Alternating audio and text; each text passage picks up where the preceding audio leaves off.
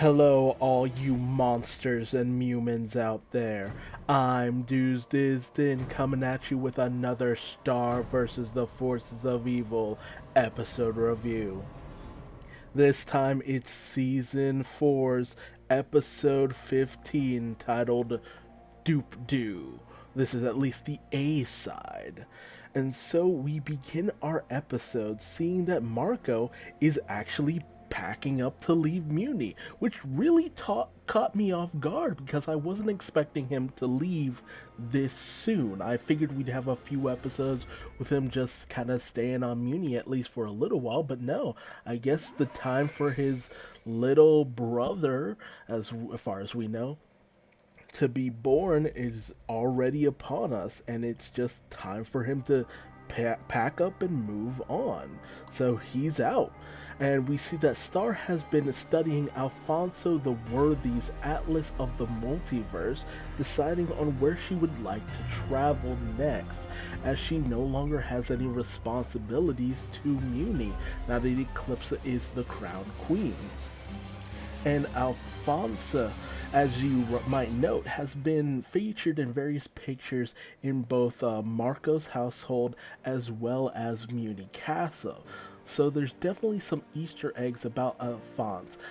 Also, I believe he is actually Eclipse's dad, so I feel like there's a greater mystery there than we truly know. And now that he's finally being introduced to this series proper, at least to some degree, I definitely feel like he might end up making an appearance further down the line.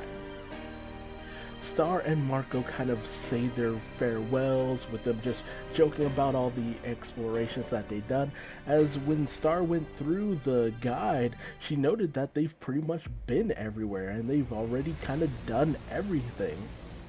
Even reminiscing about Pie Island and all that good stuff. But as we see that Jenna is also ready to go with all the swag she's gotten off of Muni over her time there, which also makes me kind of wonder about did Jenna just kind of pack up and move to Muni for the entire year that Marco has been here as well? Like, is that how that worked? But she's basically using the dimensional scissors to get through customs, as most of this stuff she should not have in her possession for a multitude of reasons. We also see that Tom has all of his and Star stuff packed in order to go on their multiversal adventure. So they've bid a fond farewell to Marco, and Star sets off to say goodbye to the various people of Muni, as she finally has an opportunity to go out into the world, not as a princess, but as a regular teenager, with no obligations of her own. We also see that the Monster Castle, now that Eclipsa is the true Queen of Muni and Glaubgor as her king, Monster Castle is pretty much popping with humans and monsters alike, and truly feels like a castle, like a kingdom. We also have Meteora giving Star a little going away card, and we see in typical poor taste that he constantly has, Glaubgor made Star a cake shaped like a human, which, my god, like, why? And I love how after she realizes that it's just a cake, she just bites right into it. I'm just like, yo, I would not be able to eat that, although Tom finds it pretty attractive. And as she goes about saying goodbye to various people, she meets up with Ponyhead and says her goodbyes, and which of course is on the Ponyhead show. And we also see that Seahorse has been released from prison on house arrest. So that's a thing. Poor Seahorse the Patsy. We have the meetup with Buff Frog, and we see that Katrina is still doing her, cornball training because she wants to be a big cornball player. And we even have a moment where Buff Frog makes sure that Tom knows that if he should harm a Star or have disappoint her in any way, he will have to answer to Buff Frog.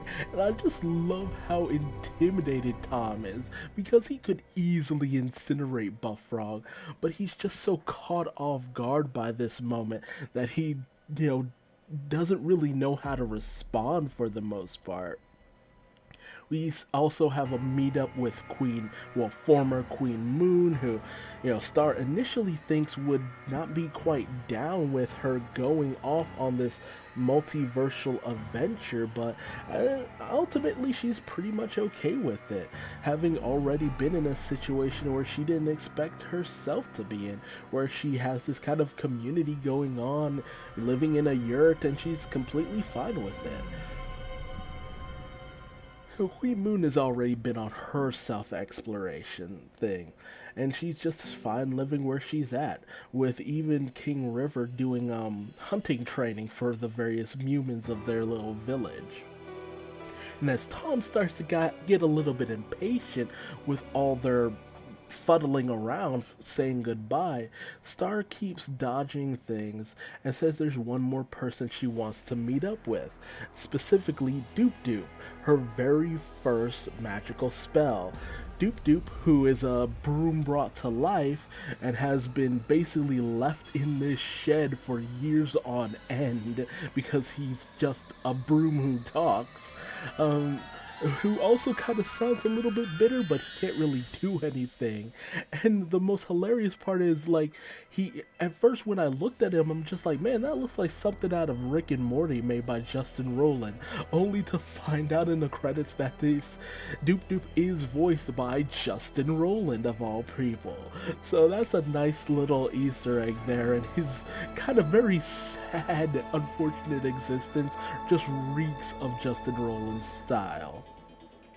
But as she says her goodbyes to Doop, Tom is once again just ready to roll on out of Muni and go on their adventure.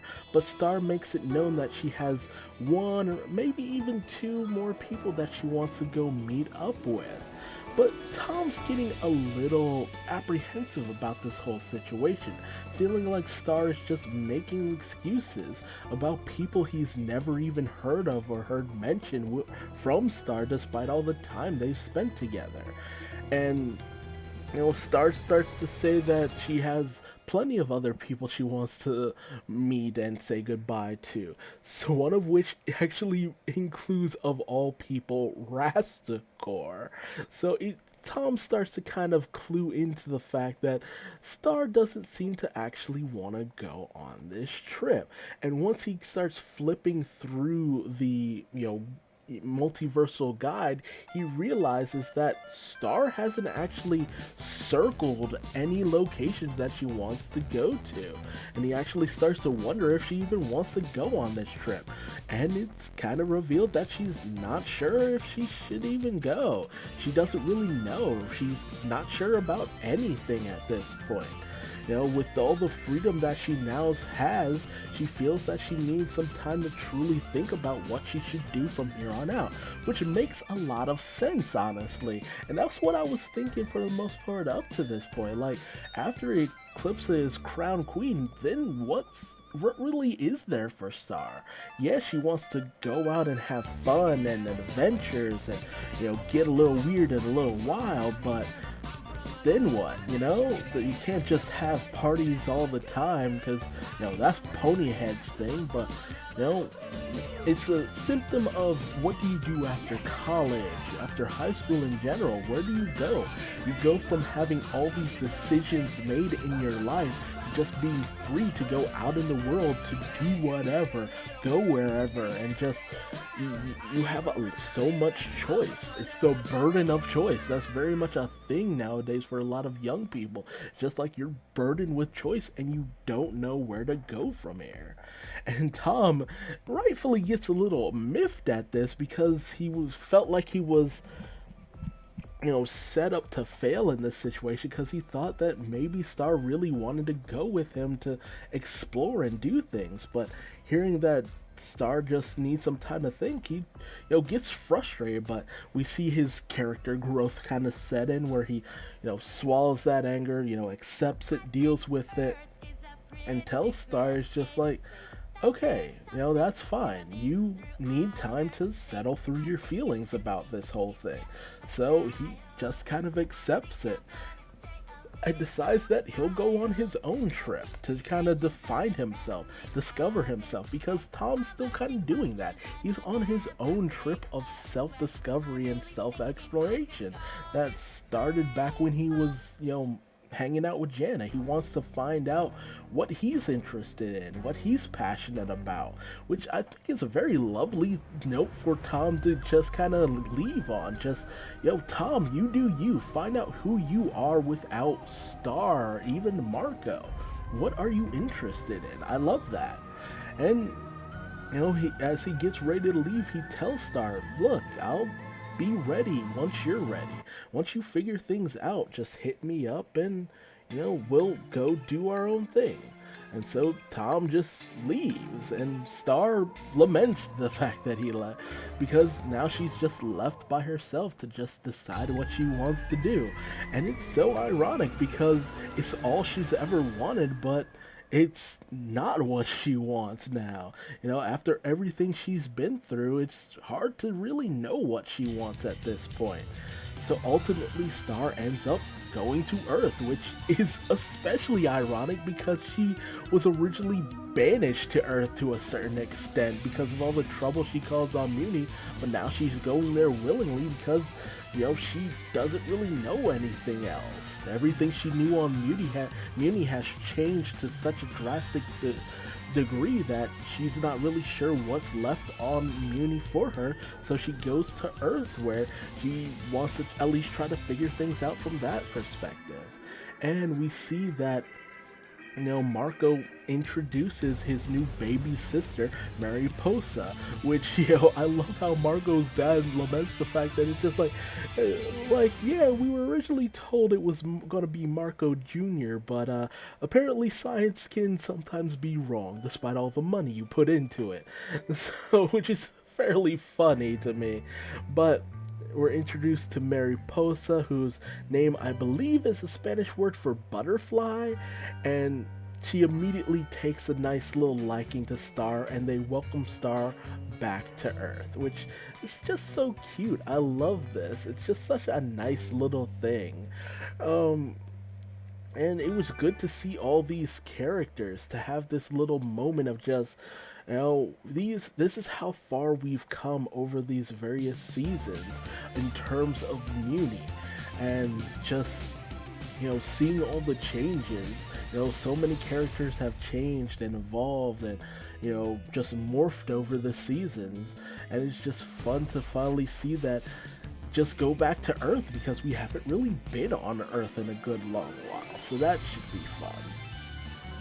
We then switch over to the B-side of this episode, titled Brittas Tacos, where Marco takes Mariposa and Star to go to the titular Brittas Tacos, where we see that Marco has been filling out this punch card for, I think it was like 200 tacos or something, in order to get this prize that he's not really sure what it is, he just knows that he really wants it. So they get all set up, and Star kind of wonders what they should be doing since it's summer vacation for the most part. And Marco tells her, hey, that's the best part of summer vacation. You can do whatever you want. So Star just decides to be lazy. We also end up seeing that Sensei Brentley and Oscar are actually working at Brittas Tacos. And Brentley even mentions that they've been working there for the past 6 months, which Marco would known if he was, wasn't off on his magical adventure. And we come to get the running gag of this episode, which is everyone thinking that Mariposa is Marco's daughter for some reason, which is just like, yo, dude. But it's played for laughs, so it's kind of cute. And we even have Oscar and Star kind of catch up on the fact that, Star was originally supposed to hang out with Oscar during the summer, but because of her range of just flowing and shifting emotions, that was kind of dropped very quickly. And so Marco starts to get a few tacos so he can start filling out his punch card, but Marco's not really able to get through too many of them, as he ain't a big chunk, he can't get through too many tacos. But Star ultimately tells him, why don't you just have other people get the tacos and you just get their punches? So Marco just does just that, using kind of Mariposa for the most part as a basically way of getting people to agree, using her cuteness. We also see several of the teachers from previous seasons, and Star ends up hiding from them because she's nervous about the fact that she's basically missed an entire year of school, so she doesn't want to get into it with the teachers. And when they actually go over and confront Marco about the fact that he hasn't been to school in a year, they actually Marco shows off that he actually, of all things, got his GED and is actually technically has his high school equivalents. So that's great. And I was thinking that throughout this entire thing, I'm just like, man, Marco has to go back to school after missing an entire year. Is he gonna be okay? And then I started to think about it. I'm just like, well, Marco's always been pretty smart, and this just shows it that, yeah, Marco was always, great at school. You never really had to worry about Marco, and it's especially shown with this. And we also has the confirmation that something's up with Mr. Candle or Crandall or whatever he calls himself, because when he talks to Marco when Marco confronts him about him being on Muni, it still feels like Mr. Candle or Crandall or whatever he calls himself has some connection there, but I don't know if that's just an in-joke or if it's something that's going to come into play later. It's always hard to tell with this series in terms of that. We also have a reunion with Star Fan 13, who's all too happy to see Star, and actually talks with Marco about the fact that, hey, are you and Jackie Lynn okay? And all this good stuff. And she starts to kind of psych Marco out about maybe seeing Jackie Lynn again, the possibility there. And when Marco goes into the bathroom to, clean up, he's just like, we should be fine. We were friends. We ended things on good terms. But after an encounter with a person who looks shockingly like a more disheveled version of Marco, it's made known that, it starts to kind of psych Marco out even more about his a possible encounter with Jackie Lynn. But then he ends up running into Alfonso and Ferguson, who we come to find out, since Marco and Star have left, they've actually been hanging out with these fairly cool looking kids, because being a nerd isn't really looked down on that much. It's kind of a cool thing to do. It doesn't mean that you don't get bullied, it's just that being bullied for being a nerd isn't really the cool thing anymore. And he also uses Alfonso and Ferguson for their punches, just for old time's sake for the most part. But as night begins to fall, Marco's still just a few more punches behind getting that free item for the most part. And when he tries to call up Jana, Brentley makes it known that Jana is in fact banned from Brittas Tacos. Who knows what he did, honestly, but then again, it's Jana, so what didn't she do? And Brentley also makes it known that they don't really have much of their normal ingredients to make tacos. They just have these super hot, spicy peppers to make tacos at this point, which Marco gives a hard pass on and basically admits defeat to getting his free item, which I'm just like, dude, just come back tomorrow. Only for him to run into Jackie Lynn Thomas, who has returned from abroad over in France. Apparently she's been studying over there for the past year, and she actually came back to show her, as we've come to find out through various means, as well as a Twitter response from the storyboard artist Charlotte Jackson, that apparently Jackie Lynn Thomas has found out she's bi, so that's pretty sweet. Being someone who's also, it's just nice to see that kind of representation. It's like you're either straight or you're gay, or you're not never anything in between. So it's nice to see a little bit of that going on and get at least some degree of confirmation. But she's happy to meet up with Marco, and a long time no see and all that, and she wanted to get some hot pepper tacos. And Marco uses this opportunity to get the last 2 punches for his punch card, and much to the delight of Jackie Lynn. And as she sees Jackie just enjoying her taco, he feels a sense of satisfaction that things seem to be cool with her. And he talks to her about this, saying it's just like, I'm surprised that things are okay considering how we left things. And Jackie kind of puts this fear to rest, saying that while Marco wasn't like the best boyfriend out there, he was at least a okay, normal, par for the course boyfriend, And once she went abroad to France, she kind of found out some things about herself, being bi, and just kind of rolled with it. It's just like she never hated Marco. It's just that they were on 2 separate paths. And that's the thing about Jackie. She's always kind of been a lot more level-headed than most characters in this series. And she tells Marco to just kind of make things work with Star and before she departs, showing that they are still friends and are in good terms. And also kind of confirming the fact that Marco and Star, even without the curse of the blood moon, just seem very close. And so she rides off hand in hand with her girlfriend, Chloe. It's just like, because we have to spell it out for you people, she rides off into the night. And with the nice last 2 punches that he needed, Star actually, re-engages with the situation after being lazy all day and gets ready to get that prize because she's curious at this point, only for Brentley to reveal that the prize was stolen, more than likely by Jana, because I mean that would make a good reason why she got banned. And Oscar reveals that it was in fact just a teacher that said Brittas Tacos, although he says it was pretty sweet. And so while Marco says that he's not really too bummed about the fact that he didn't get the t-shirt, as he was just happy to see all his past acquaintances, with Starfan just kind of enjoying the little moment for the most part. And that's the kind of combination for these 2 episodes, just seeing all these previous characters from the previous seasons and all these callbacks and situations. They've been through a lot, specifically together, all these people that they know and have gotten to know, and it's just this great adventure that they've been on.